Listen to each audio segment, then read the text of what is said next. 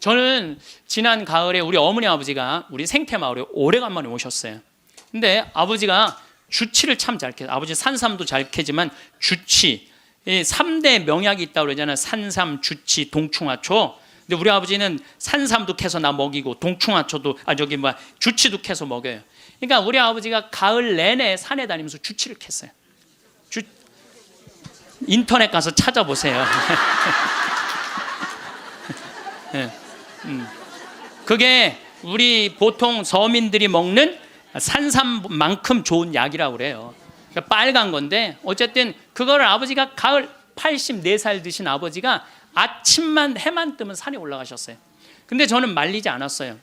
왜 말리지 않았느냐면은 그게 아버지의 기쁨이고 그 걱정은 되죠. 84살에 산에 들어가고 길을 잃어버리거나 낙상을 하거나 그럼 걱정은 돼요. 그래도 나는 아버지 그냥 산에 가시게 했어요.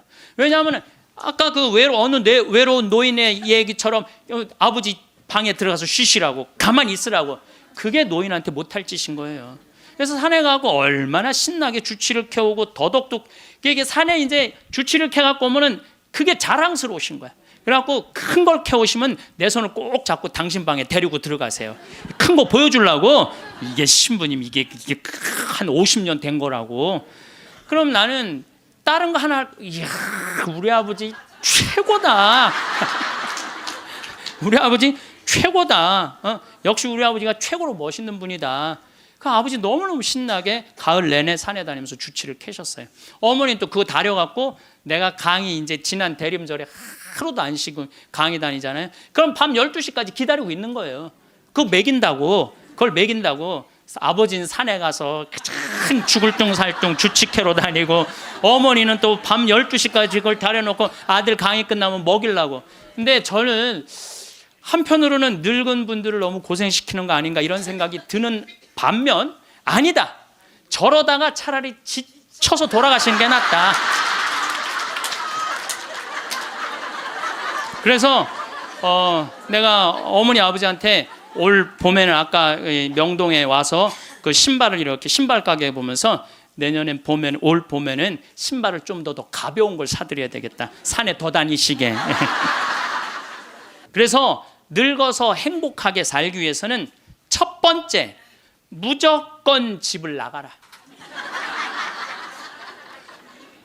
나이 먹어서 외롭지 않게 사는 방법은 일단 해만 뜨면 집을 나가야 돼요. 그리고 70, 80 넘어가고 집에 있는 게 아니에요. 일단 나가주는 게 예의라니까. 그냥 70, 80 넘어가고 그냥 하루 종일 그리고 앉아 있으면요 며느리들 힘들어요. 며느리들만 힘들게 아니라 여러분들도 심심해서 죽는다는 거예요. 혼자 있는 고독이라는 게 참 무서워요. 우리나라 독거노인 숫자가 125만 명이나 돼요. 어떤 모양으로든 함께하는 방법을 찾아야 돼요. 가끔 1박 2일씩 사라져 주는 것도 예의야. 그래서 우리 생태마을에 오는 것도 예의예요. 예의. 저는 우리 생태마을에 봄만 되면은 할머니 4분 5분이요 어울려서 생태마을에 오셔서 월요일부터 금요일까지 쉬고 가요. 월요일부터 금요일까지 쉬어봤자 13만 원밖에 안 돼요. 아니 여러분들 일주일 동안 내 손으로 밥 안 하고 먹여주지, 재워주지, 찜질방 있지, 산책로 있지, 미사 있지, 강의 있지. 1년에 한두 번 13만 원 위해서 나를 못 써요? 근데 그 할머니들이 이제 몇 년을 오는데 그 할머니 나한테 이구동성을 하는 얘기가 있어요. 신부님 말대로 집 잡혀서 이렇게 내가 쓰다 보니까 인생이 너무 즐겁다는 거야. 인생이 너무 즐겁다는 거야. 집 잡혀서 쓰다 보니까 인생이 너무너무 즐겁다는 거야. 사는 게 너무 행복하다고 그래요. 요즘 우리 어머니 친구들이 매일 모여서 우리 집에서 먹고 막 춤도 춘대. 음악 틀어놓고 춤도 추고. 그리고 또 뭐예요? 니마 그 강을 건너지 마오도 가서 보고 국제시장도 가서 보고 왔는데 평생 영화 안 보러 가시던 분인데 요즘 보러 다녀요. 80세 돼 갖고. 근데 어머니가 하시는 말씀이 이제 사는 게 재밌대. 쓰니까 재밌는 거 쓰니까. 여러분들 국제시장에 유일한 내 귀에 들어오는 단어가 딱 하나 있어요. 이 한덕수라는 친구가 함흥 일사후퇴에서 오잖아요. 네가 장남이니까 네 책임지라고. 그러니까 이제 자기가 대학도 못 들어가고 파독 광부가 되죠. 그런데 다시 돌아와요. 해양대학에 합격을 해요. 돌아와서. 근데 베트남 또 참전을 가요. 동생하고 꽃분이네 가게 그거 구한다고. 근데 그 부인이 한마디 해요. 당신 왜 가족을 위해서만 사느냐고. 당신을 위해서도 살으라고.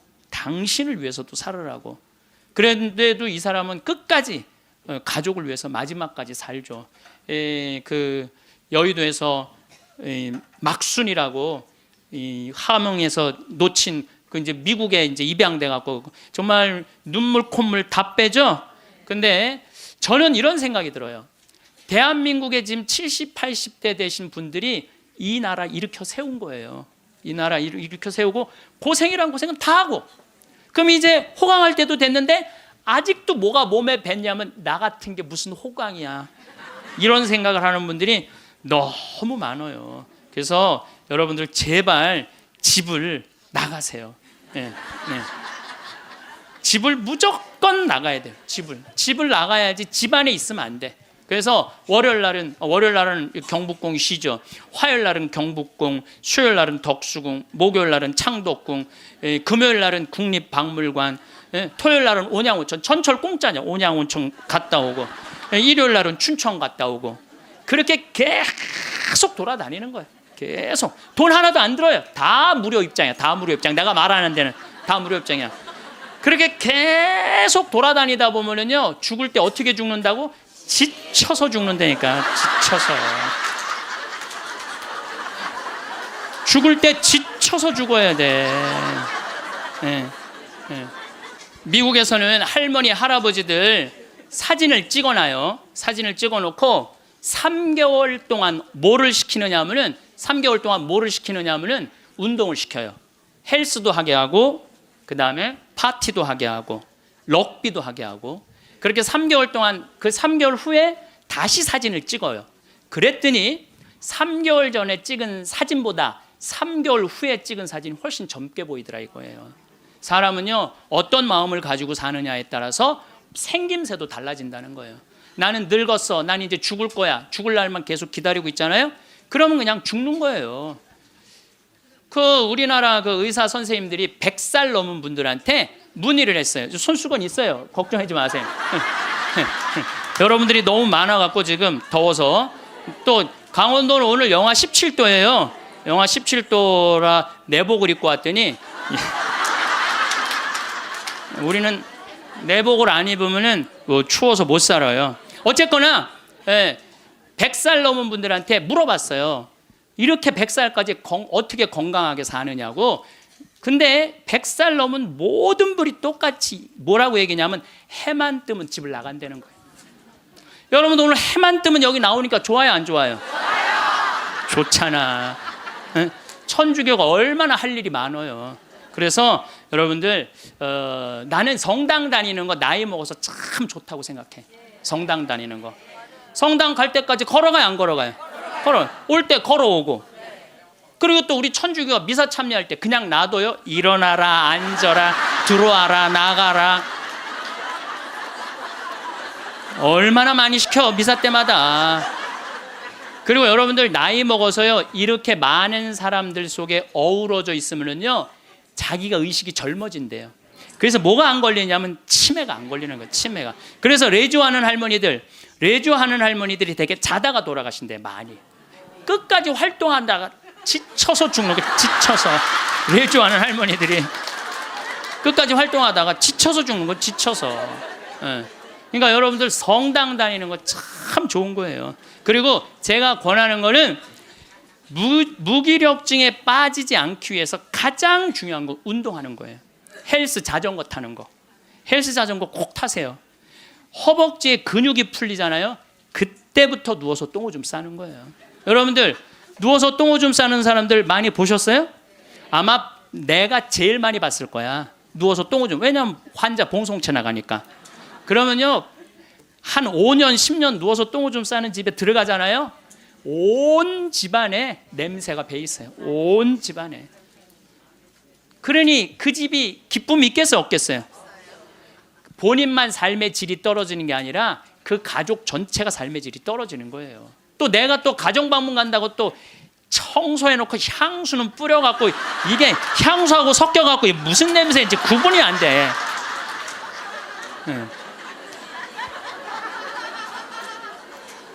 여러분들 나이 먹어갖고 미국은요, 제가 이거 여러 번 봤어요. 미국은요 90살이 넘어서 다리가 풀려갖고 거동을 못하는 분들한테 의사가 약 처방 안 해요.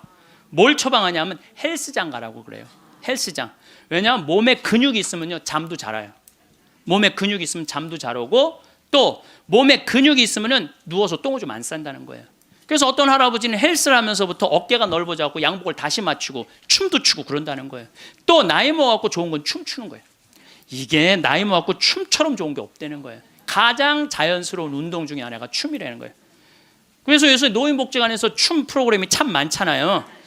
가서 춤만 추세요. 또 눈이 맞아갖고 막 뭐 결혼을 하느니 마느니.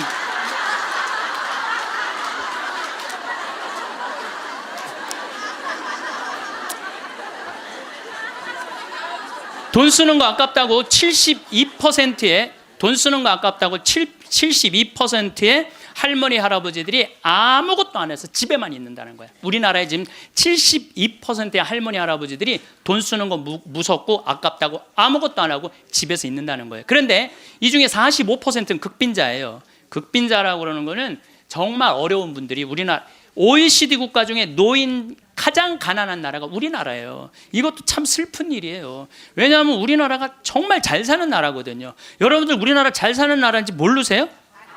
알죠? 잘 살아요. 이번에도 뭐 1조 1000억 달러를 달성하고 무역 흑자 500억 달러가 넘는 나라예요. 그런데 노인들은 OECD 국가 중에 가장 가난해. 이게 참 슬픈 일이에요. 근데 어쨌든 45%는 정말 쓸 돈이 없는 할머니 할아버지들이에요. 그런데 나머지 27%는 돈 쓰는 게 아까워서 못 쓰는 분들이에요. 27%는 여러분들이 여가 활동도 하지 않고 27%의 할머니들 아무것도 안 하면, 이 할머니들이 뭐 하는 거냐면 나중에 누워서 똥오줌 싸는 거예요. 여러분들 이 돈 간병인 병원비로 다 씁니다. 안 쓰는 거. 한국인이 평생 살면서 남성이 의료비로 얼마를 쓰냐면 7,400만 원을 쓴대요. 여성이 몇 퍼센트를 쓰냐면 8,700만 원을 쓴대. 여성이. 그러니까 여자들이 남자보다 1,300만 원을 더 쓰는 거예요. 그런데 왜 더 쓰느냐 하면은 오래 살아서 더 쓰는 거야. 똑똑하시네. 오래 살아서 더 쓰는 거예요. 그런데 4,300만 원, 65세 이상이 8,700만 원 중에 4,300만 원을 65세 이상 쓴다는 거예요. 그러니까 늙어서 병원비를 다 쓰는 거야. 늙어서 병원비를 다 쓰는 거야. 이 돈, 내가 보긴 이 돈 4,300만 원 가지고 수영장 다니고 헬스장 다니고 놀러 다니는 대로 쓰고, 그런 분들 돌아가실 때 그냥 지쳐서 죽는 거예요. 그런 분들이. 제 생각에는 여러분들 운동 헬스장 요즘 7만 원 내지 8만 원 해요. 그럼 그 헬스장만 다녀도요 50년 다닐 수 있어요. 50년. 병원비 다른 거 말고 여러분들이 쓰는 병원비를 가지고만 해도 50년 헬스장 다닐 수 있어요. 자, 이제 헬스장 얘기를 좀 할게요. 제가 왜 헬스장을 굉장히 중요하게 여기느냐 하면은 나이를 먹어서는요 근력 운동을 해야 돼요. 40살이 넘어서부터 몸에서 1%씩 근육이 빠져나가요. 1%씩 근육이 빠져나가면은 80살 되면 거의 다 빠져나가는 거예요. 그럼 뭐만 남아? 뼈만 남는 거예요. 뼈만 남으면 그 다음 뭐 하는 거야? 눕는 거예요. 그래서 그 근육을 보충해 주려면 고기도 일주일에 한 번은 먹어야 되고, 또 헬스장. 자, 신부님 저 돈이 하나도 없어요. 신부님은 맨날 돈 있는 사람 얘기만 해요. 여러분들 우리 평창은요, 평창 종합운동장에 건강증진센터가 있는데, 헬스장이 있는데 무료예요. 무료. 이게 우리 평창만 무료가 아니라 여러분들 주위에 무료 헬스장 널려 있어요. 그러면은 아침에 나가갖고 헬스장 가면은요 젊은 사람도 구경할 수 있고, 내 몸에 맞게만 하면은요 1시간, 2시간 얼마든지 시간 보낼 수 있어요. 그 옆에 목욕탕 딸려 있으면 목욕탕. 그리고 저녁에 집에 들어오면은요 자지 말라 그래도 쓰러져서 자요. 예, 자지 말라 그래도 쓰러져서 자요. 근데 문제는 뭐냐면은 할머니들 중에 이런 분들이, 신부님 나이를 먹으니까 잠이 안 와. 이런 분들은 왜 잠이 안 오냐면 하루 종일 소파에 앉아갖고 여러분들 누워서 똥오줌 싸는 아버지를 모시면서 어떤 분이 일기를 썼어요. 극히 일부만 제가 옮겨놓을게요. 이 참 내용이 참 가슴이 참 짠해요. 이 더 기가 막힌 내용도 있는데 내가 이 방송이라 정말로 정말 우리들이 들을 만한 객관적인 내용만 쓴 거예요. 어제는 불효를 했다. 기저귀 찬 채로 거실로 나가려는 아버지와 어머니의 실랑이가 벌어지고 급기야는 누워서 발길질하는 아버지의 폭력으로부터 어머니가 먼저 돌아가실 지경에 이르렀다. 여러분들 마지막에 똥오줌 싸고 이런 분들, 치매에 걸린 분들은요, 막 뱀이 막 기어간대요. 천장에 뱀이 기어가고 천장이 막 무너지는 것 같고 극도의 공포에 사로잡힌대요. 그러니까 치매 걸리는 게 진짜 똥오줌 싸는 것보다 더 무서운 게 뭐예요? 치매 걸리는 거예요. 근데 진짜 무서운 건 치매에 걸려갖고 똥오줌 싸는 거예요. 치매에 걸려갖고. 그리고 집 나가갖고 치매 걸리는 부모님 잃어버리면은 자식들이 또 얼마나 애가 타요. 그리고 막 짓기 다 망가뜨려 놓고. 참 이런 못할 짓을, 이게 이유가 딱 한 가지라니까요. 안 죽어서 생기는 일이에요. 안 죽어서. 자, 여기 그러니까 이 할아버지가 이제 할머니를 막 때렸나 봐요. 밤이면 더욱 기승을 부리는 망령. 이미 아버지의 영혼의 절반은 잡기에게 농락당하는 처지에 이른 것이니 이 집안을 어찌할꼬. 부처님께 3배 후, 불교 신자예요. 부처님께 3배 후 죽비를 들어 아버지 양쪽 발바닥을 호되게 내리쳤다. 여러분들 늙으면 자식이 부모 때린다는 얘기 많이 들었죠? 때릴 수밖에 없대요. 때릴 수밖에 없대요. 때려야지 컨트롤이 되니까. 하늘은 어찌 나를 이토록 침통하게 만드는 것일까? 아버지가 돌아가셨다. 염을 할 때 무릎 꿇고 용서를 빌었다. 잘못했습니다. 용서해 주세요. 용서해 주세요. 수도 없이 눈물로 용서를 빌었다. 그러니까 제 생각에는 자식들한테 이런 고통 주기 싫으면은 자기 인생은 누가 책임지는 거야? 자기가 책임져야 돼. 나이 들어 자식에게 의존하려는 마음 자체를 없애야 돼요. 끝까지 내 힘으로 화장실 가고 돌아다닐 수 있을 때까지 돌아다니라는 거예요. 여기 어느 외로운 노인의 글이 하나 있는데 참 모든 인생이 다 들어있어서 제가 여러분들한테 한번 읽어드릴게요.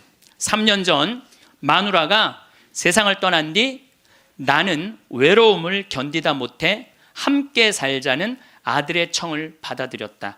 여러분들 지금 할머니 할아버지들 집에서 할머니 할아버지들 보면 많이 싸우죠. 많이 싸우죠. 그게 얼마나 큰 행복인지 몰라요. 싸우는 것도 행복이에요. 싸울 남편도 없잖아요. 그럼요, 그거 얼마나 외로운데요. 외로울 수밖에 없어요. 나는 내가 강의 때 핸드폰 울려도 한 번도 신경질을 부린 적이 없어. 내가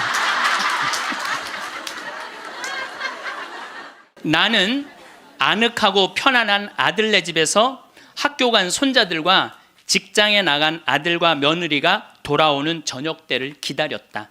그러니까 자식 집에 들어가서 살아도요, 혼자인 거예요. 혼자인 거예요. 아이들이 있어 집안 분위기가 활기찰 것이라고 기대했지만 손자 녀석들은 학교에서 돌아오자마자 늘 숙제하느라고 바빴다. 공부하느냐고 할머니 할아버지랑 놀아줄 시간 없다는 얘기예요. 하루에 한 번 저녁 시간에 온 식구가 모였는데 식사 분위기는 대체로 딱딱했다. 가끔 어린 손자가 학교에서 일어난 일을 얘기하며 깔깔대면 제 어미가 할아버지 앞에서 떠들면 못 써 하고 야단을 쳤다. 사실 나는 녀석들이 짓거리는 일이 즐거웠는데 말이다. 차를 마실 때라도 두런두런 이야기를 나누면 좋으련만 아들이 아버님 늦었습니다. 이제 그만 주무시지요 하고 말하면 나는 잠이 오지 않아도 내 방에 가야 했다.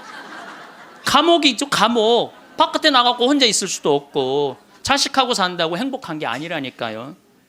그러던 어느 날 이웃 노인 몇 사람과 오래간만에 즐겁게 마작을 하다가 시간 가는 줄 몰랐다.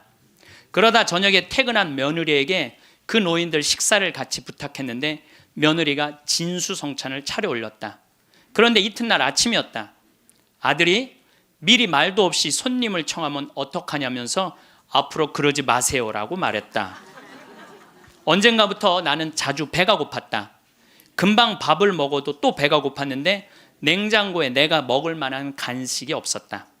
그래서 나는 매일 늙은 행상한테서 만두를 3상자씩 사 먹었다.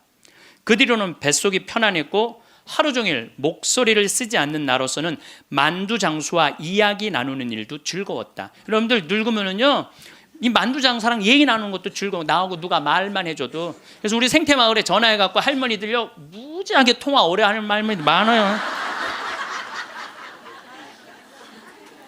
어느 날 만두 장수는 내게 줄 거스름돈이 모자라 나중에 며느리를 통해서 돈을 건네주었는데, 며느리는 아버님이 이렇게 직접 사다 드시면 사람들이 우리가 아버님을 잘 돌보지 않는다고 생각할 거예요 라고 말했다.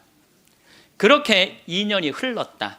갈증이 나고 자주 오줌이 마려운 증세가 더 심해져 병원에 갔더니 당뇨병이라고 했다.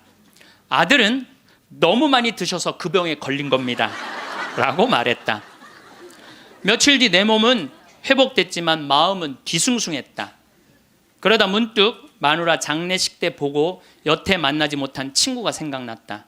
그때 친구는 장례식장에서 양로원 생활이 즐겁다고 했다. 같은 연배의 늙은이들과 산책도 하고 요리도 하고 밤 늦게까지 얘기도 나눈다며 만족한 표정을 지었다.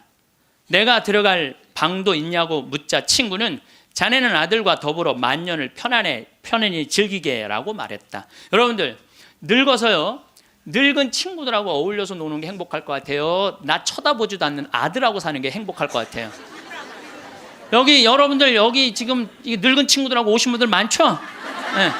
아들이 여기 와서 놀아줄 수 있어요? 못 놀아줘요?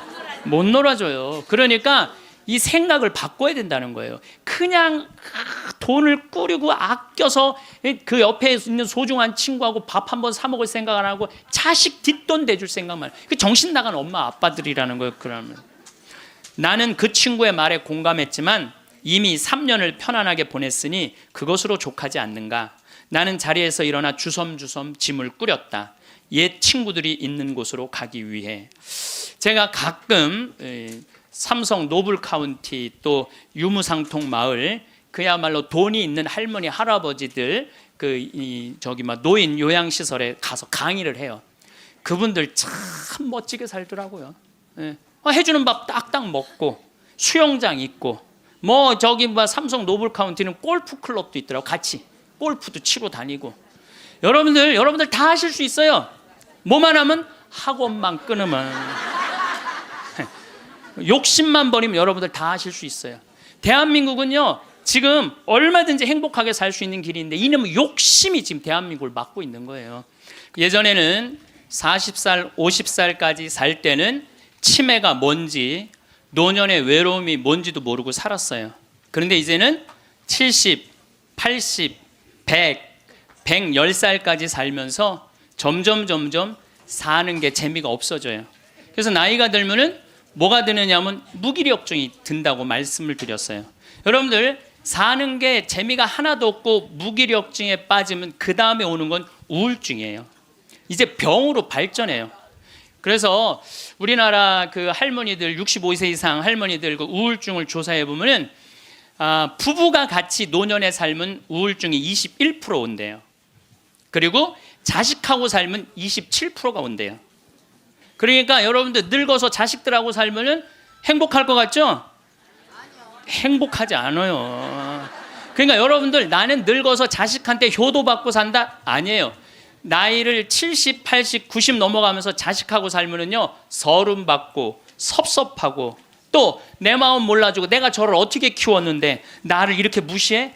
자기 오래 사는 줄 모르고 섭섭한 것만 생각해요. 자기 오래 사는 줄 모르고 섭섭한 것만 생각해요. 그러니까 자식하고 살면은 우울증에 더 많이 걸리는 거예요.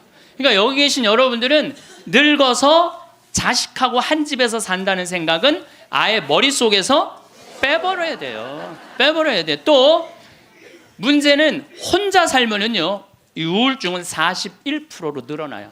혼자 살면. 누가 뭐라 그래도 늙어서는 부부가 같이 사는 게 제일 좋아요.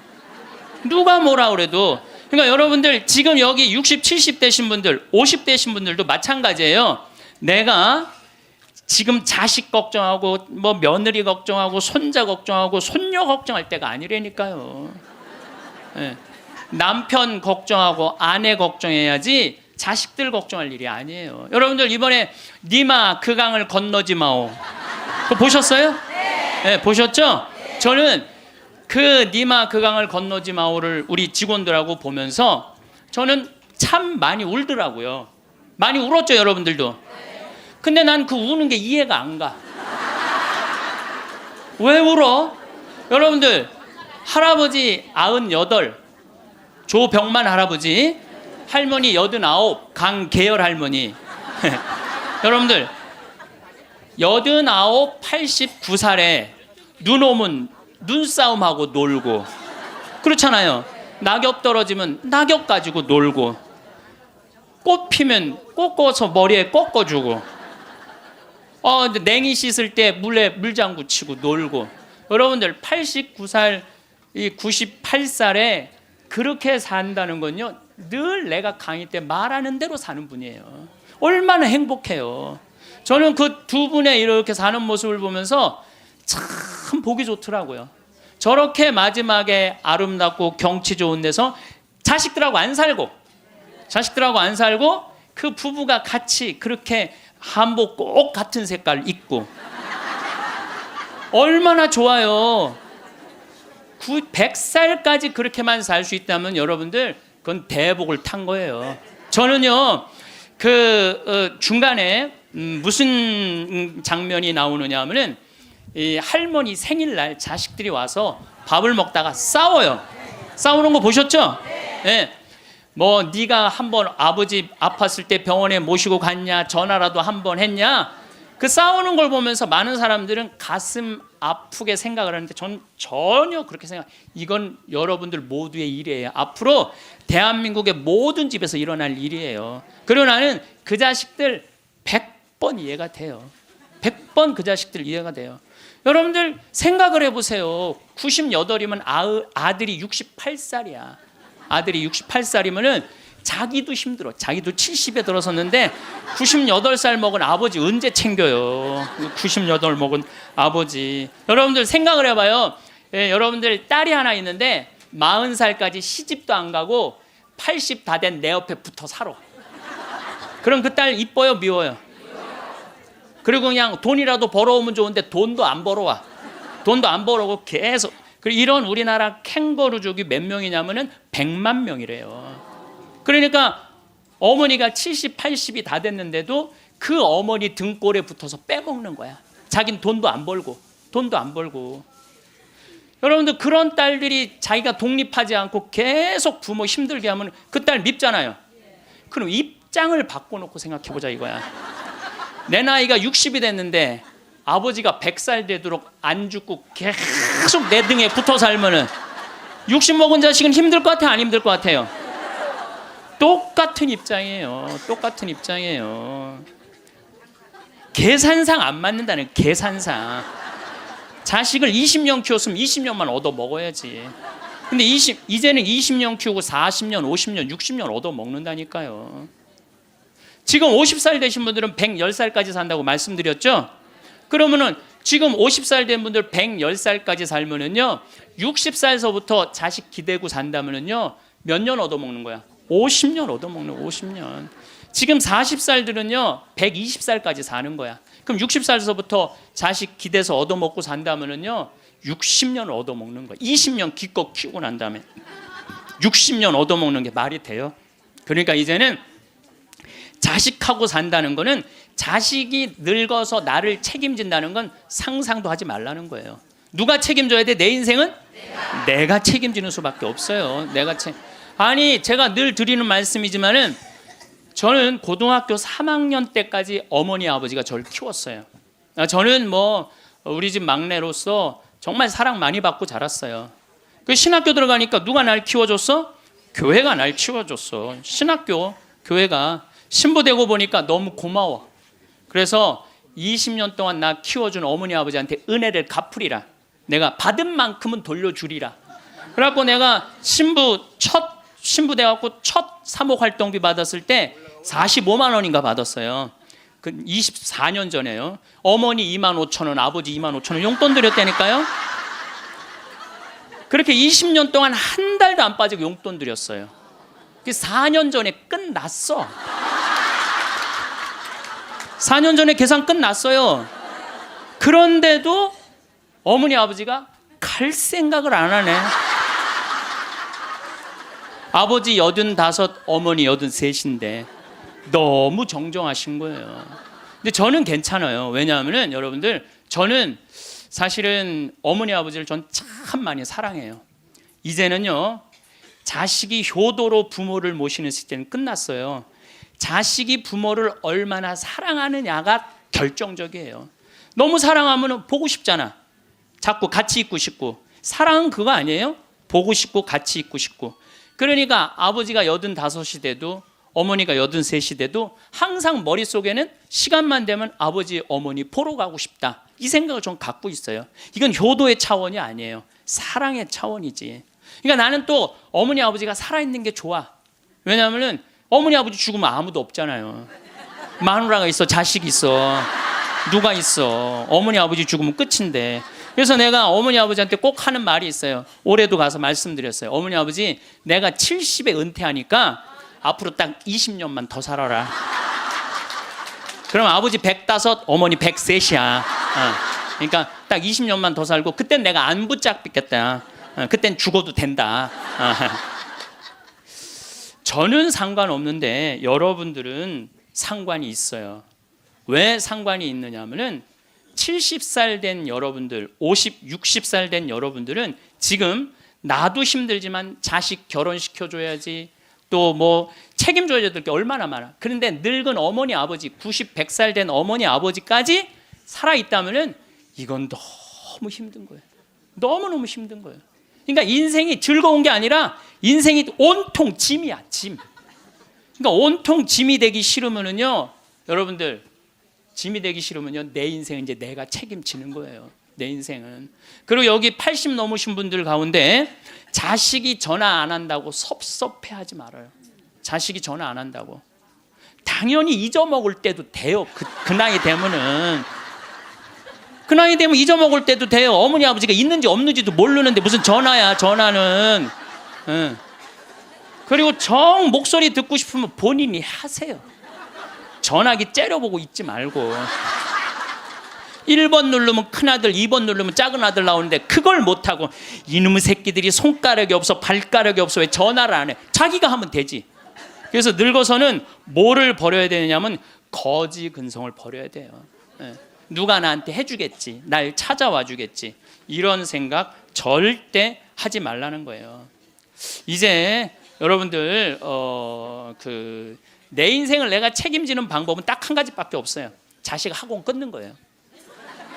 자식 학원 끊고 대학 다닌 자식 있으면 휴학시키고, 그리고 결혼은 네가 벌어서 가라고 그러는 거예요. 이 대한민국 이 세 가지가 안 되잖아요. 그럼 모두가 불행할 수밖에 없어요. 근데 우리나라 애들이 지금 얼마나 허약하냐 하면, 우리 생태마을은 참 일이 봄 1년 내내 일이 너무너무 많아요. 그래서 사람이 많이 필요해요. 사람이 많이 필요해갖고 내가 고등학교 졸업생들 많이 뽑았어요. 근데 10명 중에 9명은 가요. 일주일도 일을 못하고. 10명 중에 9명이 왜 일주일도 못하고 가는 줄 알아요? 초등학교, 중고등학교 24시간 책상에만 앉아 있었던 애들이야. 책상에만. 그러니까 끈질기게 노동을 하는 걸 배워본 적이 없어. 여러분들, 유럽 아이들, 미국 아이들은요, 이 스포츠를 너무너무 중요하게 여겨요. 그래서 토요일 날, 일요일만 되면은 엄마 아빠들이 애들 운동하는 거 계속 지켜봐요. 내가 이번에도 미국 쪽에 이 워싱턴 쪽에 강의를 갔는데 그러더라고요. 여기 우리 사회는요, 운동을 못하면 사람 대접을 못 받는다는 거예요. 자기 아들 지금 럭비를 시킨대. 우리나라 럭비를 시키는데 초등학교 6학년 애야. 너무너무 럭비를 잘한다는 거예요. 그러니까 그 럭비 데리고 다니는 게 일이야. 그러니까 걔네들은 기본 끈기가 있는 거야. 운동을 하니까. 근데 우리나라 애들은 운동이 어디 있어? 국어, 영어, 수학 외우느냐고 그냥 대학교 때까지 책상에 앉아 있는 거야. 이런 애들이 생태마을에 와서 아침 9시부터 저녁 6시까지 일을 해봐요. 못 견뎌요. 뭐 하루 만에 가는 놈, 이틀 만에 가는 놈, 일주일 만에 가는 놈. 제가 그 돌아가는 아이들을 보면서 이거 큰일 났구나. 대한민국 이거 큰일 났구나. 전부 머리 쓰는 일만, 그것만 일이라고 생각하고 노동을 귀하게 여기지. 여러분들 노동을 귀하게 여기지 않으면요, 그 사회는요 끝나는 수밖에 없어요. 로마가 왜 망했어요? 자기 나라 지키는 용병 다 용병 갖다 써갖고 망한 거예요. 우리나라도 지금 외국인 노동자들 엄청나게 들어오잖아요. 그러니까 중소기업에 가보면 전부 사람이 없다고 난리야. 그런데 국가에 보면은 지금 애들 캥거루족이 100만 명에 취직 못하는 애들 200~300만 명이 넘게 집에서 그냥 노는 거야. 아무 일도 안 하고 엄마 돈 빼먹는 거죠. 엄마 아빠 등골 빼먹는 거예요. 그거는 엄마 아빠의 등골만 빼먹는 게 아니라 80, 90까지 살 엄마 아빠 등골까지 다 빼먹는 거예요. 이게 여러분들 보통 심각한 문제가 아니에요. 대한민국 지금 심각해요. 자식들한테 돈 다 뺏긴 노인들, 쓸 돈이 없어서 집 안에만 그냥 박혀 있는 거예요. 공원에 나가 이렇게 장기 바둑 두는데 기웃거리다가 집에 들어오는 할머니들 참 많아요. 결국 사는 맛 하나 없이 사는 노인들이 극단적으로 선택할 수밖에 없어요. 왜 삶을 그렇게 마감하냐 이거예요. 근데 이게 다 여러분들 욕심 때문에 그래요. 욕심 때문에 애들을 망치는 거예요. 여러분들 지금 이 초등학교 학생들이 오늘 굉장히 많이 왔는데 이거 굉장히 막 아주 이거 획기적인 일이 지금 벌어졌어요. 지금 초등학생들이 쟤네들이요 선행학습을 학원에 가서 한 번 하고 집에서 숙제하고 그리고 학교 가면은요 선생님이 가르친 게 재미가 하나도 없대요. 세 번째 공부하니까 그러니까 선생님이 존경스럽지가 않은 거야. 그래서 쟤네들이 학교 다니는 게 재미가 하나도 없는 거예요. 여러분들 학교 다니는 게 재미가 없는 애들이 나중에 어떻게 될 것 같아요? 컴퓨터 게임에 빠지는 거예요. 근데 그게 선행학습이 누구 때문에 벌어지는 거냐? 대한민국의 부모들 때문에 그래요. 내만 1등 시키고 싶은 이 욕심, 이게 대한민국을 병들게 하고 아이들을 병들게 하고 그것만에 거기에 학원비 들어가는 건 내 노년의 이 연금을 다 쏟아붓는 거야. 그래서 마지막에는 선택할 수밖에 없어요. 대한민국이 건강해지려면요 제가 농담으로 하는 얘기가 아니에요. 학원 끊고 대학 휴학시키고 지금 저기 집에서 노는 놈들 전부 공장에 취직시켜갖고 일시켜야 돼요. 그래야지 대한민국이 건강하게 살아가요. 여러분들도 살 끼고 자식들도 살 길이 그거예요. 내가 살고 있는 집 이름이 성필립보 생태마을이에요. 근데 이 필립보 생태마을은 내가 신학생 때부터 본당 신부님을 모시고 보좌 신부 때도 모셨던 김창림 필립보 신부님이 저서 저한테 주신 거예요, 선물로. 그러니까 그 아름다운 장소에 너무 아름답게 저서 주셨잖아요. 근데 그래서 신부님 본명이 필립보예요. 그래서 필립보 성필립보 생태마을이에요. 근데 이분이 2012년 5월 17일 저녁 8시 17분에 내 품에서 돌아가셨어요. 87세의 나이로. 근데 내가 이분의 돌아가심을 보면서 참 죽음에 대해서 많이 묵상을 했어요. 이 얘기는 내가 다음 시간에 하도록 하고 지금은 마침 기도로 이혜인 수녀님 기도를 바치겠습니다.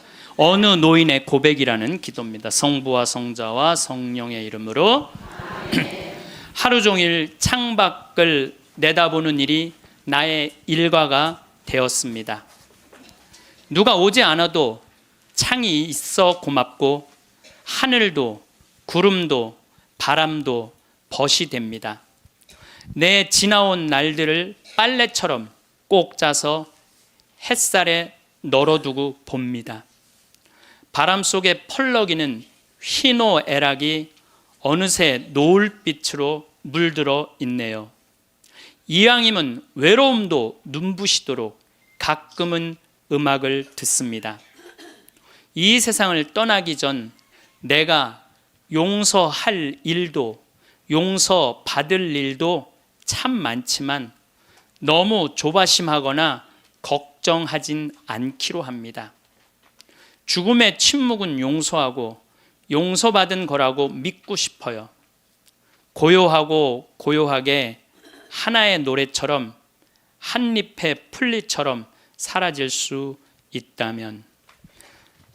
건강하고 활기찬 매일을 보내는 것. 이것이야말로 우리 모두가 꿈꾸는 가장 소중한 목표가 아닐까요? 과거에는 행복한 삶이란 무엇인가 주어지기를 기다리는 것이라고 여겼습니다. 하지만 이제는 다릅니다. 진정한 행복은 스스로 적극적으로 설계하고 만들어가야 하는 것임을 깨닫게 됩니다. 우리는 각자의 삶을 주인공으로 살아갈 수 있는 힘과 지혜를 가지고 있습니다. 누군가에게 의존하거나 상황이 좋아지기를 수동적으로 기다리는 것이 아니라 매일매일을 의미 있게 채워나가며 진정한 만족감을 찾아가는 것입니다. 그렇다면 어떻게 해야 할까요? 어떤 방법으로 우리의 삶을 더욱 풍요롭고 의미 있게 만들 수 있을까요? 그 답은 생각보다 가까운 곳에 있습니다. 바로 우리의 일상 속에서 실천할 수 있는 작은 변화들 속에 숨어 있습니다. 우리가 마주하는 가장 큰 적은 무엇일까요? 그것은 바로 무기력증과 우울함입니다. 하루 종일 집 안에만 있으면서 몸을 움직이지 않다 보면 자연스럽게 마음도 위축되고 생각도 부정적으로 변해갑니다. 이런 악순환의 고리를 끊어내는 가장 확실한 방법이 바로 규칙적인 신체 활동입니다. 운동이라고 하면 거창하게 생각할 필요가 없습니다. 매일 아침 일어나서 집 밖으로 나서는 것만으로도 충분한 시작입니다. 가벼운 산책로를 따라 걸으며 계절의 변화를 느껴보세요. 바람이 얼굴을 스치는 느낌, 새들의 지저귐 소리, 나무들 사이로 스며드는 햇살을 온몸으로 받아들이는 것만으로도 우리의 몸과 마음은 놀라운 변화를 경험하게 됩니다. 걷기가 익숙해졌다면 조금 더 다양한 활동에 도전해보는 것도 좋습니다. 동네 체육관에서 하는 댄스 수업에 참여해보세요. 처음엔 어색하고 부끄러울 수 있지만 음악에 맞춰 몸을 움직이다 보면 어느새 얼굴에 미소가 번지고 마음이 가벼워지는 것을 느낄 수 있을 것입니다. 헬스 자전거나 수영 같은 운동도 훌륭한 선택입니다. 중요한 것은 운동의 종류가 아니라 꾸준함입니다. 매일 같은 시간에 집을 나서는 작은 습관 하나가 우리의 신체적 건강은 물론 정신적 건강까지 지켜주는 든든한 방패막이가 됩니다. 몸을 움직이면 우리의 뇌에서는 행복감을 주는 화학물질들이 분비됩니다. 이것은 과학적으로도 입증된 사실입니다. 운동을 하고 난 후에 그 상쾌함과 성취감은 어떤 약물로도 대체할 수 없는 자연스러운 치료제입니다. 또한 규칙적인 운동은 수면의 질을 개선하고 식욕을 정상화시키며 면역력을 높여줍니다. 하지만 무엇보다 중요한 것은 운동을 통해 얻는 자신감입니다.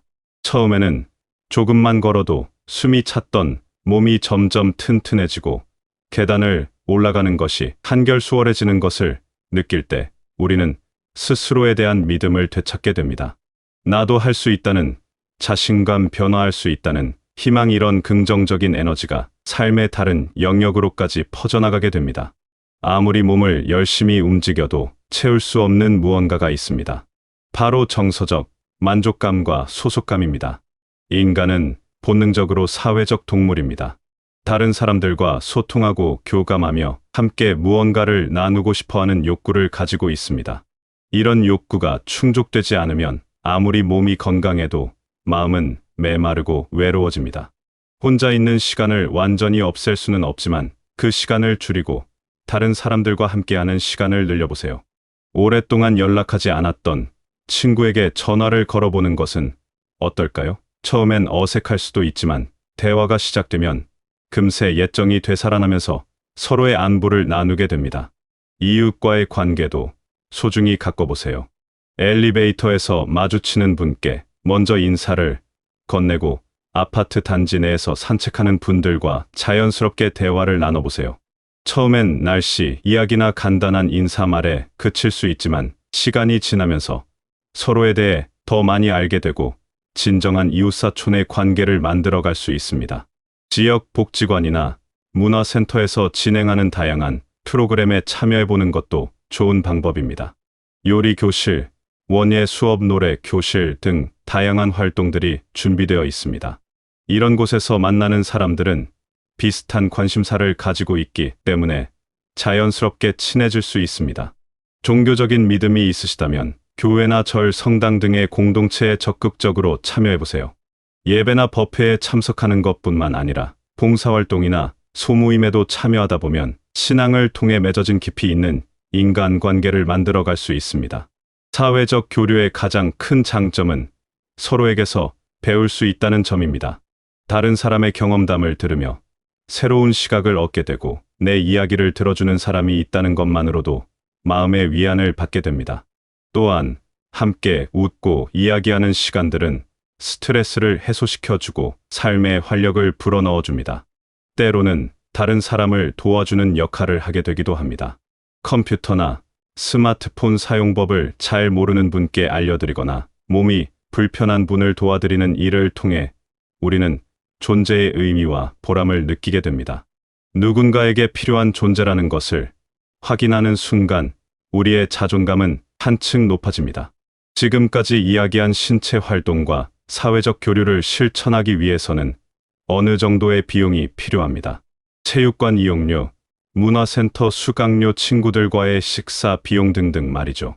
이런 지출을 보며 돈을 너무 많이 쓰는 것은 아닐까 하고 걱정하는 분들이 계십니다. 하지만 이런 생각을 조금 바꿔볼 필요가 있습니다. 건강을 위한 지출을 단순한 소비가 아닌 투자로 바라보는 관점의 전환이 필요합니다. 운동을 하고 사람들과 어울리는데 쓰는 돈은 미래의 의료비를 줄이고 삶의 질을 높이는 가장 확실한 투자입니다. 실제로 규칙적으로 운동하는 사람들은 그렇지 않은 사람들에 비해 각종 질병에 걸릴 확률이 현저히 낮습니다. 당뇨병, 고혈압, 심장질환, 치매 등 각종 성인병을 예방하는데 운동만큼 효과적인 방법은 없습니다. 또한 사회적 교류를 통해 받는 정서적 지지는 우울증과 불안장애를 예방하는 데 큰 도움이 됩니다. 건강을 잃고 나서 병원비로 지출하게 되는 돈을 생각해 보세요. 수술비, 입원비, 약값, 간병비 등등 그 비용은 상상을 초월합니다. 게다가 돈으로 살 수 없는 것이 있습니다. 바로 건강한 시간입니다. 아프고 나서 후회해도 이미 늦습니다. 현명한 소비의 기준은 단순히 돈을 적게 쓰는 것이 아닙니다. 진정으로 가치 있는 곳에 투자하는 것입니다. 건강과 행복을 위한 지출은 결코 아까운 돈이 아닙니다. 오히려 우리가 할 수 있는 가장 똑똑한 투자입니다. 물론 무작정 돈을 쓰라는 이야기는 아닙니다. 자신의 경제 상황에 맞는 선에서 합리적으로 계획을 세워야 합니다. 비싼 헬스클럽 대신 동네 체육관을 이용하고 고급 레스토랑 대신 합리적인 가격의 식당에서 친구들과 만나는 등 똑똑한 선택을 하면 됩니다. 중요한 것은 우선순위를 제대로 정하는 것입니다. 건강과 관련된 지출을 최우선으로 두고 불필요한 다른 지출은 줄여나가는 지혜가 필요합니다. 집 안에서만 사용하는 물건들을 사는 것보다는 밖으로 나가서 활동할 수 있는 기회에 투자하는 것이 훨씬 현명한 선택입니다. 또한 건강을 위한 투자는 단순히 개인적인 차원에서만 의미가 있는 것이 아닙니다. 건강한 사람이 많아질수록 사회 전체의 의료비 부담이 줄어들고 더 많은 사람들이 활기차게 살아갈 수 있게 됩니다. 우리의 작은 투자가 사회 전체에 긍정적인 영향을 미치는 것입니다. 건강을 위한 지출에서 얻는 것은 단순히 몸의 건강만이 아닙니다.